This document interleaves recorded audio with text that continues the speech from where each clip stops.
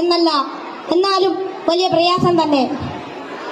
മയക്കുമരുന്ന് ഉപയോഗിച്ചുറങ്ങാൻ പ്രേരകമാകുന്ന ഘടകങ്ങൾ പലർക്കും പലതാണെങ്കിലും പരിണിതഫലം എല്ലാവരിലും ഏതാണ്ട് ഒന്ന് തന്നെയാണെന്ന് പറയാം. ഉപയോഗിച്ച് തുടങ്ങുമ്പോഴുള്ള രസവും കൗതുകവുമെല്ലാം മാനസിക സംഘർഷങ്ങൾക്കും ശാരീരിക പ്രശ്നങ്ങൾക്കും വഴിമാറും. പിന്നീട് ഇതില്ലാതെ ജീവിക്കാൻ കഴിയില്ലെന്ന സ്ഥിതി വരുന്നു. ലഹരിക്കാംശമായ പണം കണ്ടെത്തുന്നത് പ്രയാസമായി തീരും. അപ്പോൾ അതിനായി കുറുക്കുവഴികൾ തേടുന്നു. അങ്ങനെ അധാർമിക ജീവിതത്തിനും കുറ്റകൃത്യങ്ങൾക്കും പ്രേരിപ്പിക്കപ്പെടുകയും കുടുംബത്തിനും സമൂഹത്തിനും നിയമപാലകർക്കും തലവേദനയായി മാറുന്നു. ഇതിന്റെ എല്ലാം ബാക്കി പത്രം എന്ന് പറയുന്നത് നിരാശ, ഏകാന്തത, മാനസിക പിരിമുറുക്കം, ശാരീരിക പ്രശ്നങ്ങൾ, മാനസിക വിഭ്രാന്തി എന്നിവയാണ്. ഈ പ്രശ്നങ്ങൾ ഇവരെ നിഷ്ക്രിയരും നിർജീവനുമാക്കി തീർക്കുന്നു. അങ്ങനെ കുടുംബത്തിന്റെയും സമൂഹത്തിന്റെയും നട്ടെല്ലാകേണ്ട ഇവർ വീടിനും വീട്ടുകാർക്കും നാടിനും തന്നെ ബാധ്യതയായി തീരുന്നു. ലഹരി ഒരു മഹാവിപത്താണ്, സമൂഹത്തെ കാർന്നു തിന്നുന്ന മഹാവ്യാധി.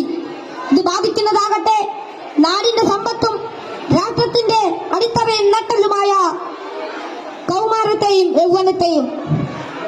കുപ്പിയിൽ നിന്ന് തുറന്നുവിട്ട ഭൂതം പോലെ നമ്മെ ഒന്നോടെ വിഴുങ്ങുവാൻ വായ്പിളർ നല്ലറിയാർ തടുക്കുന്ന ഈ ദുർഭൂതത്തെ നമുക്കൊറ്റക്കെട്ടായി നേരിടാം.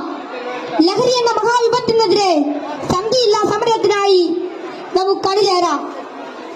മയക്കുമരുന്നിന്റെ ഉപയോഗത്തിനും വിതരണത്തിനും വ്യാപനത്തിനുമെതിരെ